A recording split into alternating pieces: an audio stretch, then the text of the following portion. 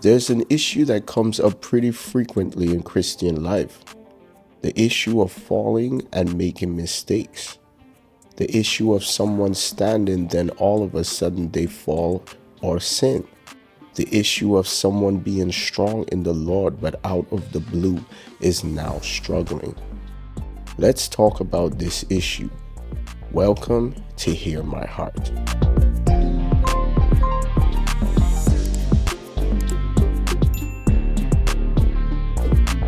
Men and women of God has been falling and getting back up for generations. Moses killed a man. David slept with a man's wife. Abraham lying to the king about Sarah when he knew that she was his wife also. Samson messing around with Delilah when he knew that the Philistines were the enemy. Peter denying Christ 3 times. The list goes on and on. The thing about this issue is that people tend to watch the mistake, fall, or the sin, but we forget that there is an instigator behind all of it. We forget that the same adversary that is against us is the same adversary that is against everybody else. He came at Jesus 3 times after he fasted 40 days. The little voice that told you to watch it. The little voice that told you to cuss him out. The little voice that told you to cheat. You might think that it was your voice, but there was a culprit behind that voice. Revelations 12b says, "Woe unto the inhabitants of the earth and of the sea, for the devil is come down unto you, having great wrath, because he knows that he has but a short time." Yes, hearts, the instigator is the devil himself. His job is to make us fall.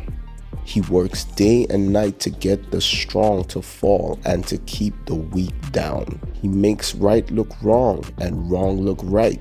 He presents the temptation. He's a very good liar and he's persistent. He makes it look like it was originally your thought and intention, but the truth is he was doing his job. So if we do fall, then is it over? You see, God already knew that we by ourselves were no match for the wits of Satan. God's grace is known as God's unmerited favor, which means that we don't deserve it, but it is given anyways, and the devil hates this. Hebrews 4:16 says, "Let us therefore come boldly unto the throne of grace, that we may obtain mercy and find grace to help in the time of need." Grace really helps in this life's journey. The word boldly lets us know that there is no shame in the mistakes that we have made.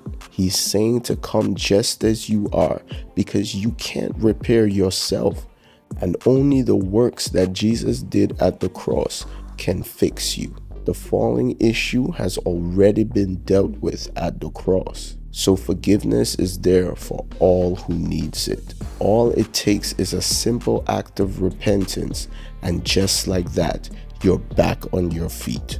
Just believe that God has heard your prayer of repentance and see how defeated Satan really is. John 3:16, "For God so loved the world that he gave his only begotten Son, that whosoever believeth in him should not perish, but have everlasting life."